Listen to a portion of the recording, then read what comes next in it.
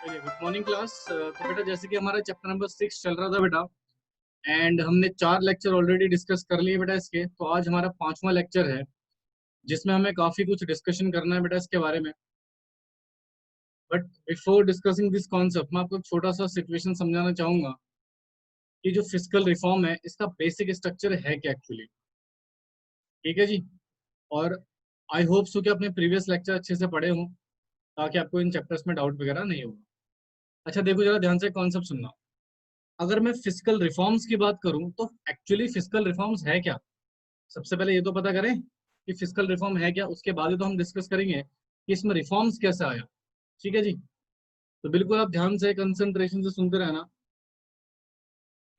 देखो उधर बेटा, जनरली फिजिकल रिफॉर्म का जो बेसिक सिचुएशन है वो होता है सरकार के रेवेन्यू एंड एक्सपेंडिचर से रिलेटेड चीजें। बेटा जो गवर्नमेंट की एक्सपेंडिचर और रेवेन्यू सिचुएशन, याद है आपने कौन सा पढ़ा था इसके इनिशियली? Physical deficit, right. तो जनरली फिजिकल का बेसिक मतलब होता है गवर्नमेंट का रेवेन्यू और गवर्नमेंट का खर्चा, यानी कि एक्सपेंडिचर। तो सर बेसिकली जो ये हमारा रिफॉर्म्स आया इसने बहुत बड़ा इम्पैक्ट डाला हमारे रेवेन्यू के सिस्टम पे, यानी कि सरकार के रेवेन्यू पे बेटा। It's a big impact on the physical reform, basically on the revenue of the government. और जो सरकार का जो मेजर सोर्स ऑफ रेवेन्यू होता है बेटा, मेजर सोर्स ऑफ रेवेन्यू होता है, वो होता है बेटा हमारे पास टैक्स। टैक्स हमारा दो पार्ट्स में डिवाइड होता है बेटा, एक तो डायरेक्ट टैक्स और एक इनडायरेक्ट टैक्स।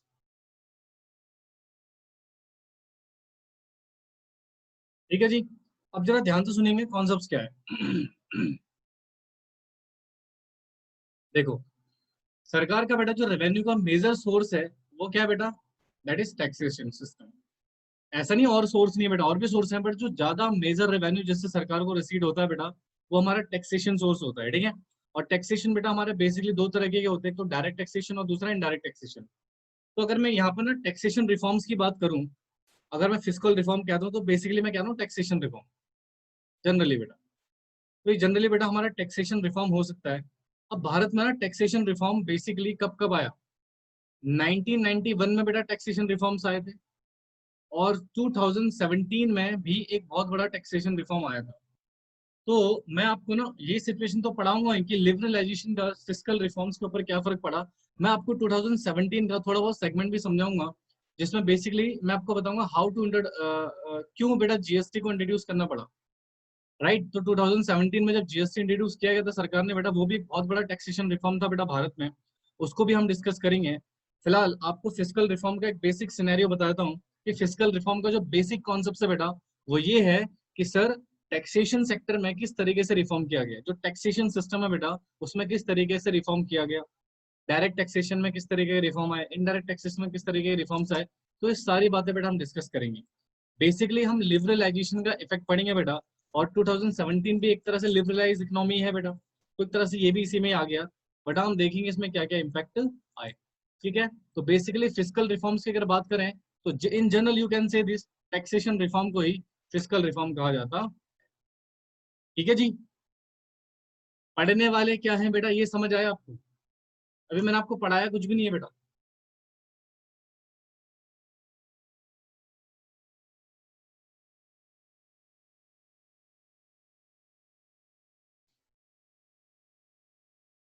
ठीक है, इसको नोट करो। इसको नोट कीजिए फटाफट से।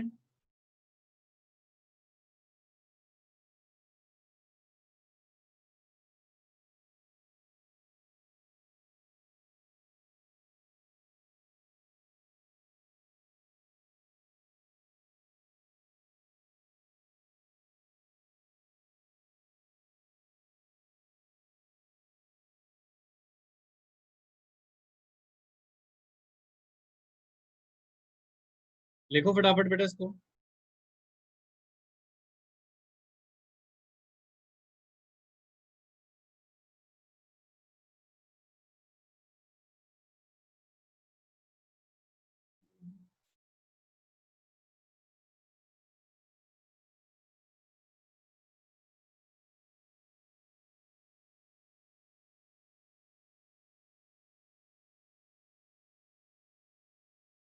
Do it fast.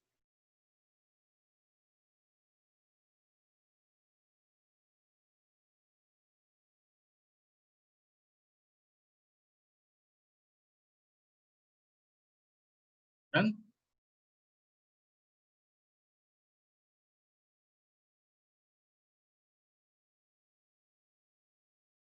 चलिए अब जरा बेटा इसकी थ्योरेटिकल सिचुएशन को भी समझ लेते हैं। तो फटाफट आप लिखिए fiscal reforms.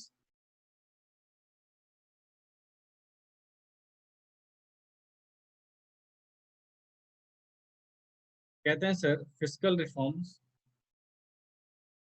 Related to revenue and expenditure of the government. यानी कि बेटा सरकार के रेवेन्यू और सरकार के एक्सपेंडिचर से रिलेट करता है बेटा हमारा फिस्कल रिफॉर्म्स। कहते हैं tax reforms are the principal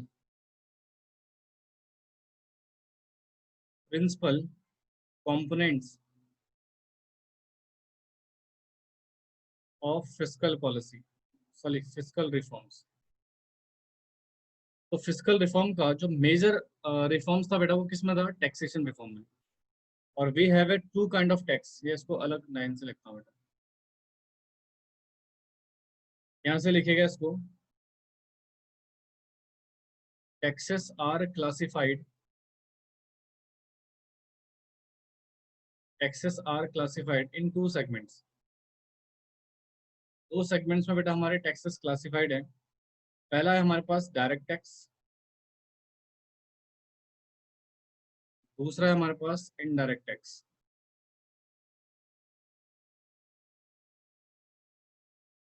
ठीक है जी, पहला क्या है हमारे पास डायरेक्ट टैक्स, दूसरा क्या है हमारे पास इनडायरेक्ट टैक्स। अगर मैं बेसिकली आपसे पूछूं डायरेक्ट और इनडायरेक्ट टैक्सेस में क्या डिफरेंस होता है बेटा, तो क्या बताएंगे आप? चलिए आप पहले बताइए फिर उसके बाद मैं बताता हूँ। हाँ जी, what is the basic difference of taxation system? Direct tax और इनडायरेक्ट टैक्स में क्या डिफरेंस होता है?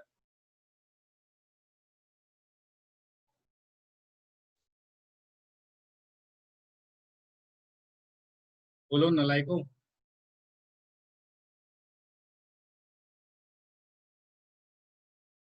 सर डायरेक्ट टैक्स वो होता है, ओके, जो हम डायरेक्ट पे करते हैं, गवर्नमेंट को देते हैं। अच्छा, इनडायरेक्ट क्या होता है बेटा फिर?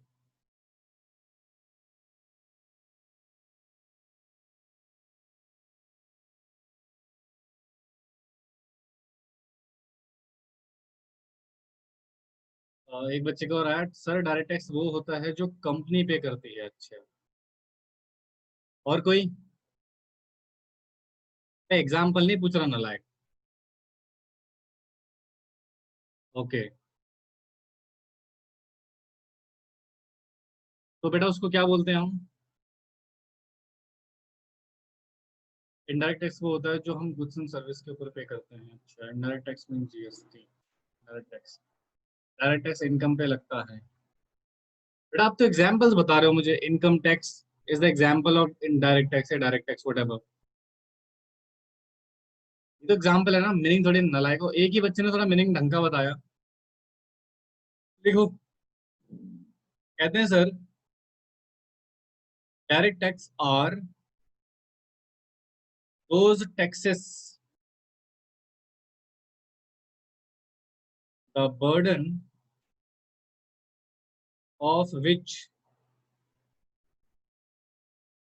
कैन नॉट बी शिफ्टेड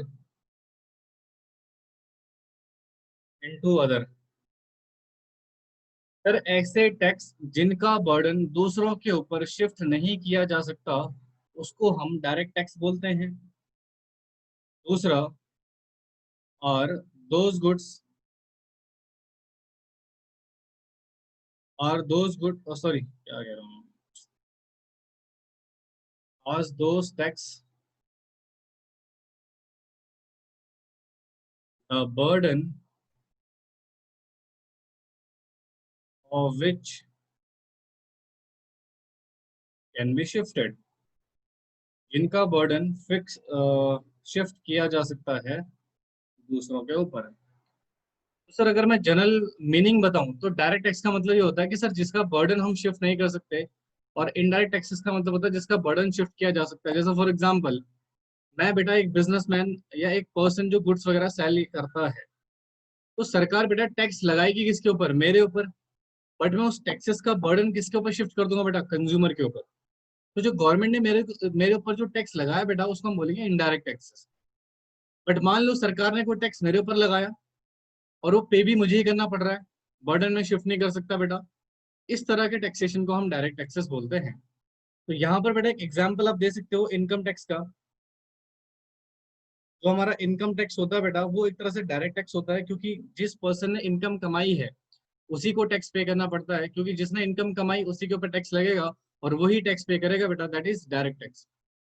और आज की डेट में अगर मैं एग्जांपल दूं इनडायरेक्ट टैक्सेस का, तो जीएसटी और custom duty is the example of indirect taxes. ठीक है बेटा, जीएसटी किसी शॉपकीपर के ऊपर लगता है, बट पे उसे कंज्यूमर कर रहा होता है, एंड यूजर। कस्टम ड्यूटी का भी सेम सिचुएशन है बेटा, एंड यूजर यानी कि कंज्यूमर ही अल्टीमेटली पे कर रहा होता है, बट लेवी किसी और के ऊपर होता है बेटा, ये पेमेंट कोई और कर रहा होता है। तो this is the situation of direct tax and indirect taxes. लिख लो बेटा इसको फटाफट से। पहले बेटा डायरेक्ट टैक्स में एक और टैक्स हुआ करता था, वेल्थ टैक्स, वो आज के डेट में बेटा डिलीट हो चुका है। देखो इसको फटाफट से।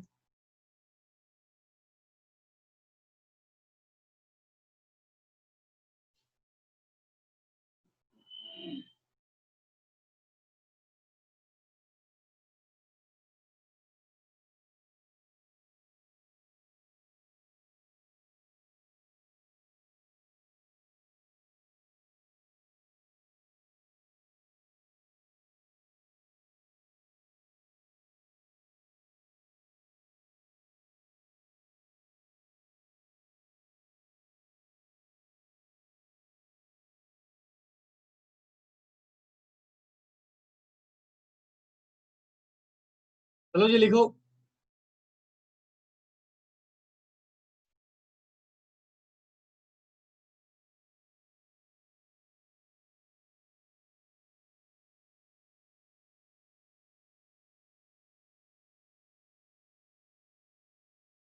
लिख लिया सबने? लिख लिया?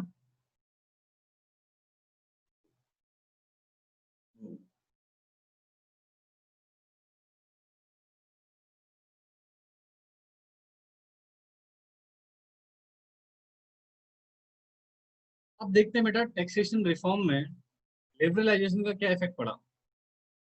तो लिखो, टैक्स रिफॉर्म्स। तो यहाँ पर अब काम करना, दो एरो निकालना बेटा। लिखना प्रायर टू लिबरलाइजेशन, और यहाँ पे लिखना after two liberalisation.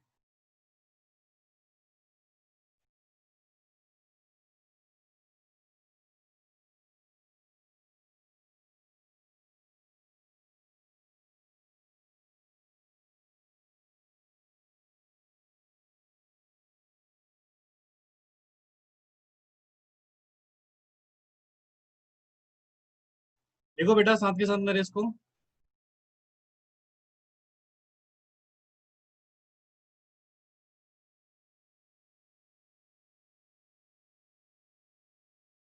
bearing a heavy burden of taxation, people would often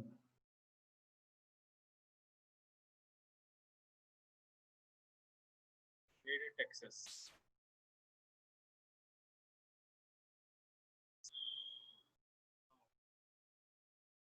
Tax structure has been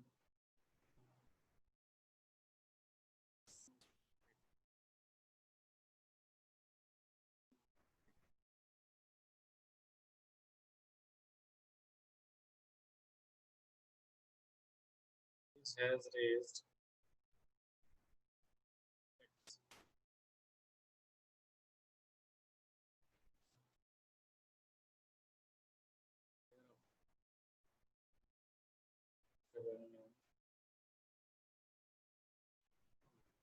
बेटा इसको नोट कीजिए, फिर मैं इसको डिटेल में समझाता हूँ आपको।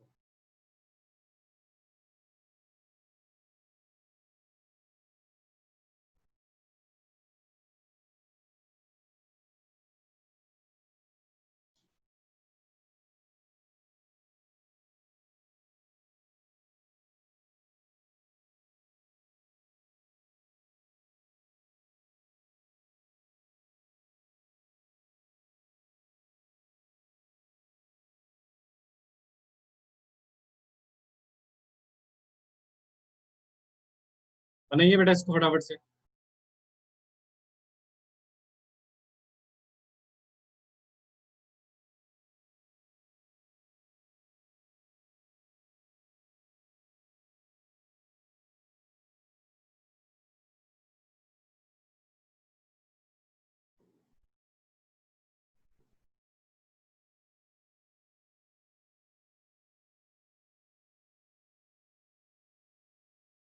Done?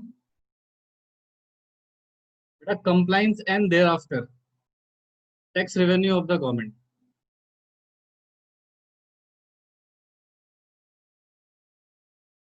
चलिए मैं आपसे कुछ क्वेश्चंस पूछता हूँ, जरा मुझे आंसर देना, ठीक है। मान लो भारत सरकार पब्लिक के ऊपर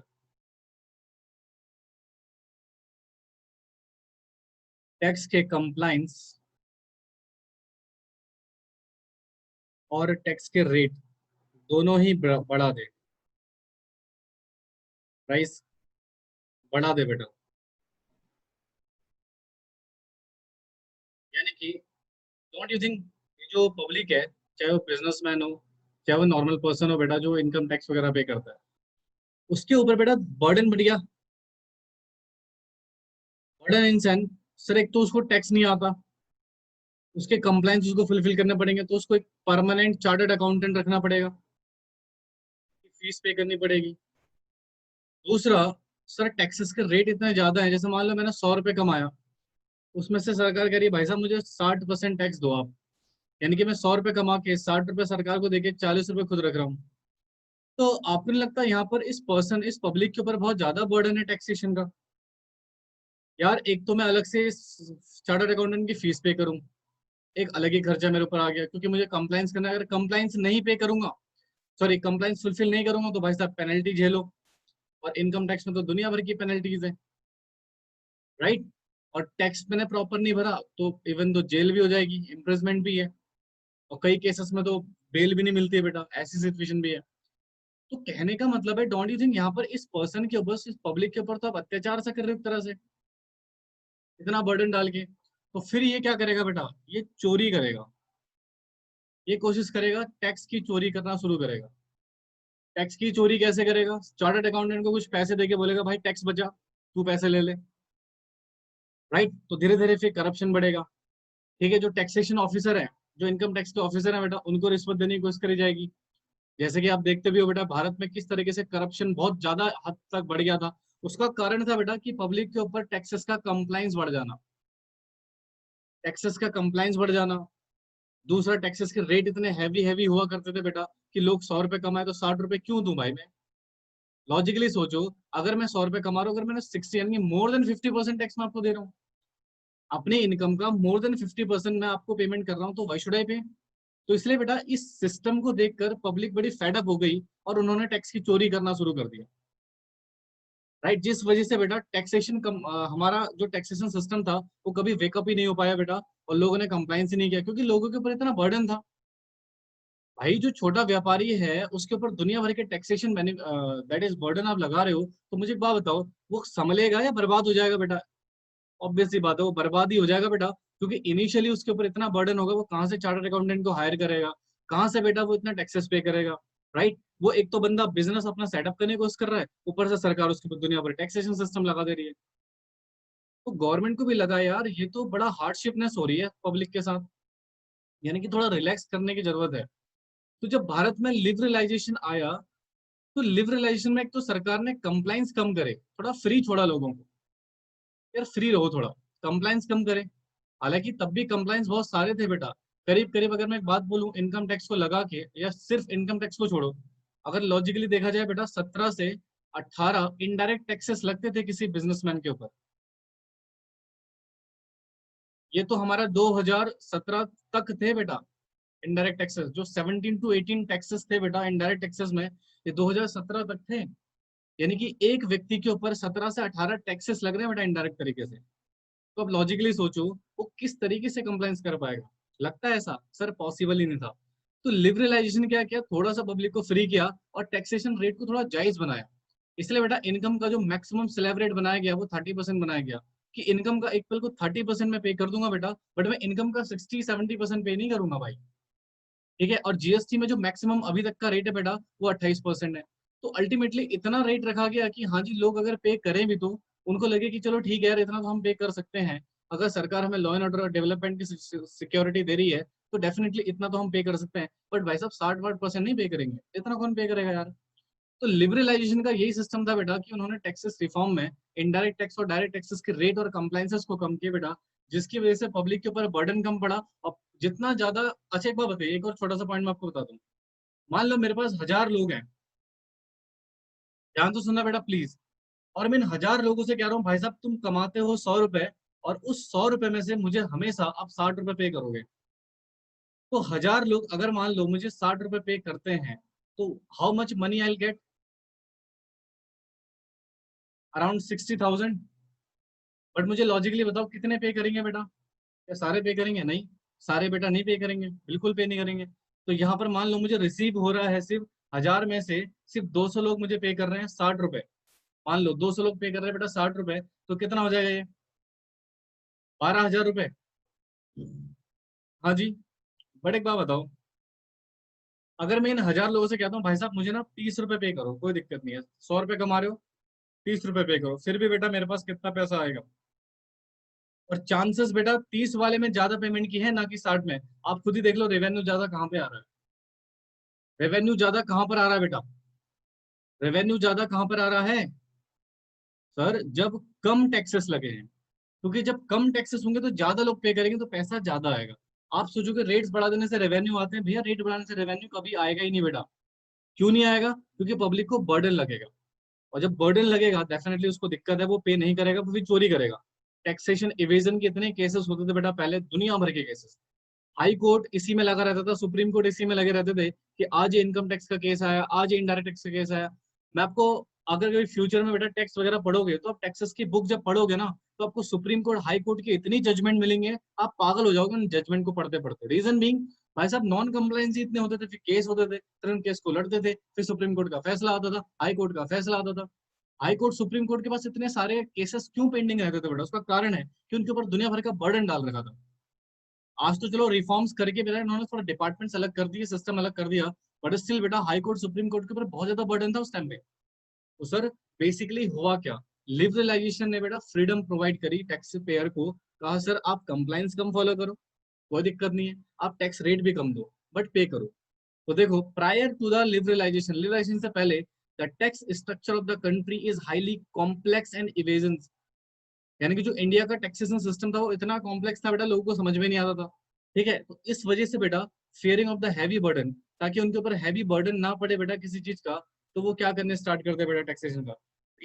people would often to evade tax, tax की चोरी करना बेटा लोगों ने शुरू कर दिया। इवेजन का मतलब होता है चोरी करना, टैक्स छुपाना, इनकम पूरा ना दिखाना। ठीक है, ये पूरी तरह से चोरी करना स्टार्ट, ऑब्वियसली बात है लोग करते भी।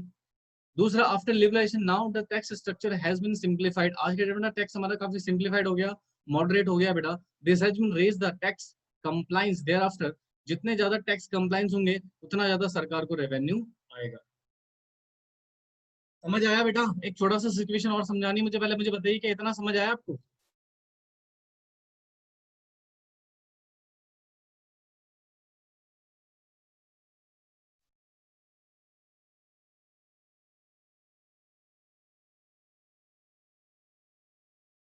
चलिए अब एक जरा छोटी सी सिचुएशन समझना। देखो इधर, आपने ये तो नाम सुना ही होगा बेटा, गुड्स एंड सर्विस टैक्सेस।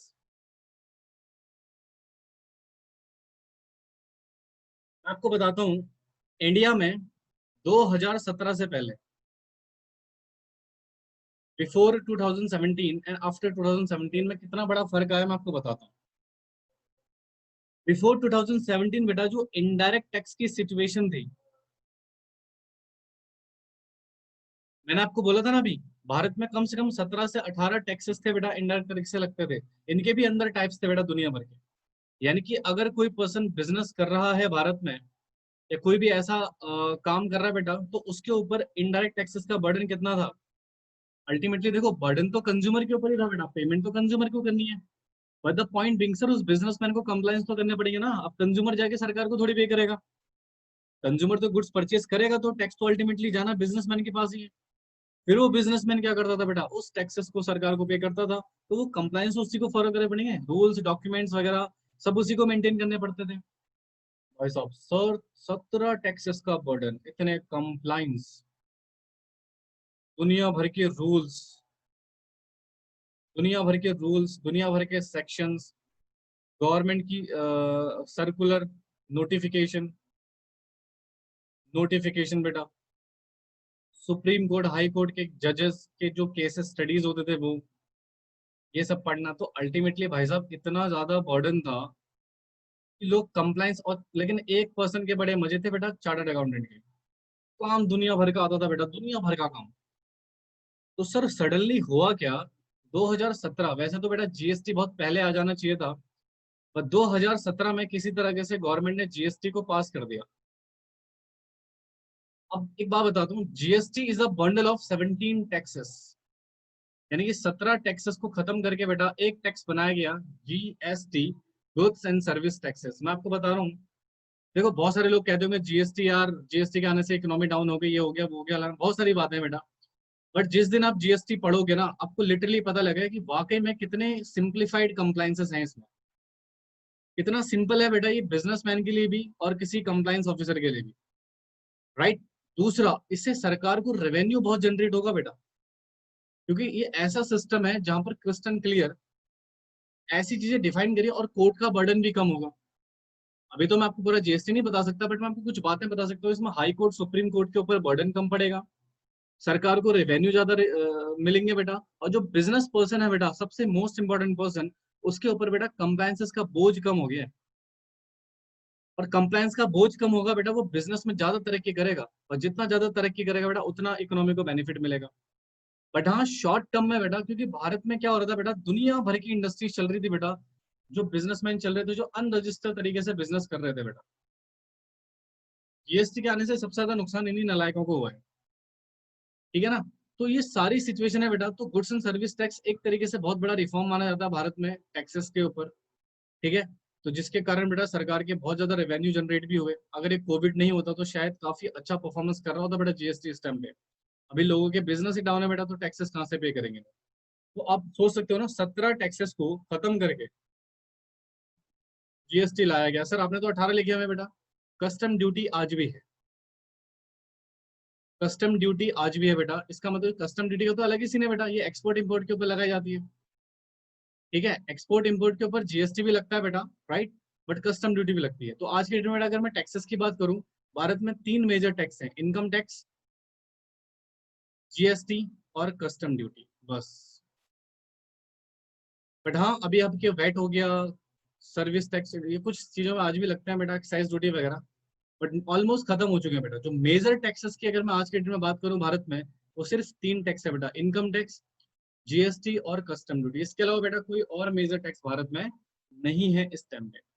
तो ये है बेटा एक तरह से टैक्सेशन रिफॉर्म, जहां पर सरकार कोशिश करती है बेटा कि जितने ज्यादा सिंप्लीफाइड टैक्सेशन सिचुएशन रहेगा, उतने ज्यादा लोग कंप्लाइंस करेंगे, और उतना ज्यादा सरकार को रेवेन्यू आएगा बेटा। 138 करोड़ का देश है ये, 138 crore peoples are there, right. अगर उसमें से मान लो 30 करोड़ लोग भी टैक्स भरते हैं, अभी तो इंडिया में बहुत कम लोग हैं जो बेटा टैक्स भरते हैं, अगर 30 करोड़ लोग भी टैक्स भरते हैं बेटा, और आप मान लीजिए 30 करोड़ में फॉर एग्जाम्पल कितना रेवेन्यू आ सकता है, बहुत रेवेन्यू आ सकता है बेटा। बट ये 30 करोड़ लोग तभी टैक्स भरेंगे जब इनके ऊपर बर्डन नहीं होगा फालतू का।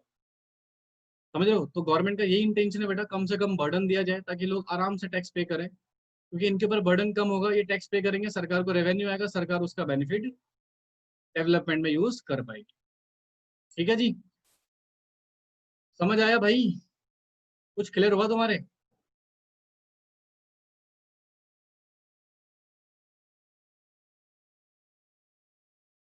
तो ये हुआ बेटा हमारा physical reforms also over here. Now let's come to the point. Point number कौन सा? 4. External reform.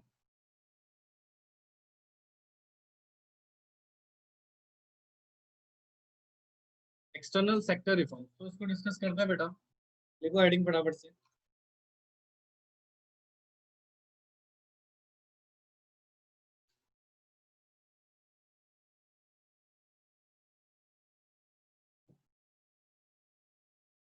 चलिए लिखिए इसके सिचुएशन को लिखते हैं बेटा. इसको कहते हैं एक्सटर्नल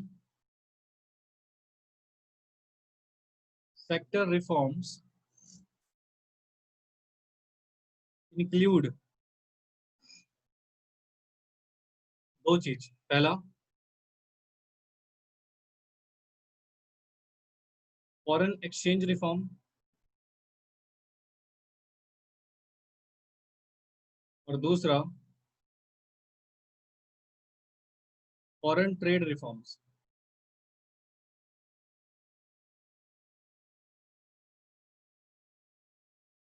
लिखो जी इसको. एक्सटर्नल सेक्टर रिफॉर्म्स में दो चीजें आती है बेटा आपकी, foreign exchange reforms and foreign trade reforms.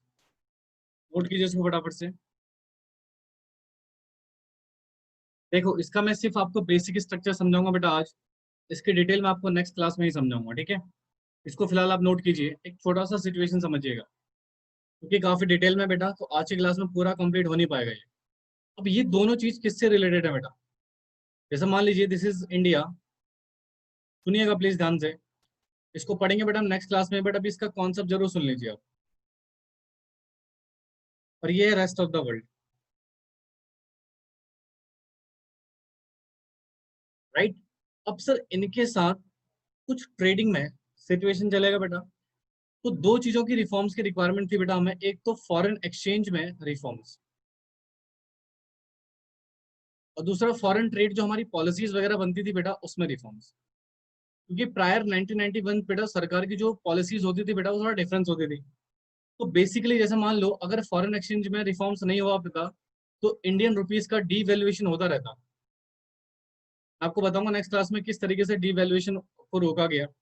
Right. और फॉरेन ट्रेड पॉलिसीज में इंप्रूवमेंट किया गया बेटा कि कौन कौन सी foreign trade policy Bharat adopt करेगा. इसका इम्पैक्ट पड़ा बेटा ग्लोबलाइजेशन के ऊपर भी. देखो ये तो लिबरलाइजेशन हम पढ़ ही रहे हैं, बट ये ग्लोबलाइजेशन वाले सिचुएशन में मैं आपको पढ़ाऊंगा कि किस तरीके से बेटा एक्सटर्नल सेक्टर रिफॉर्म्स वगैरह हुए. तो यहाँ पर सिर्फ आप इतना समझना कि फॉरेन एक्सचेंज यानी कि जो डॉलर वगैरह फॉरेन की करेंसी होती है वो, और जो हमारी फॉरेन ट्रेड पॉलिसीज होती हैं वो, उनके ऊपर बेटा मेजर रिफॉर्म्स किए गए बेटा लिबरलाइजेशन के अंडर. अब वो क्या रिफॉर्म्स थे बेटा, किस तरीके से सरकार ने इन पॉलिसीज बनाई, किस तरीके से बेटा हमने फॉरेन एक्सचेंज में रिफॉर्म लेकर आए बेटा, वो सारी चीजें बेटा हम आने नेक्स्ट क्लास में डिस्कस करेंगे. ठीक है. तो आज के लिए बेटा मैं सिर्फ आपको इतना ही पढ़ाऊंगा बेटा. किसी बच्चे को अगर कोई डाउट है तो प्लीज आप मेरे से पूछ सकते हो.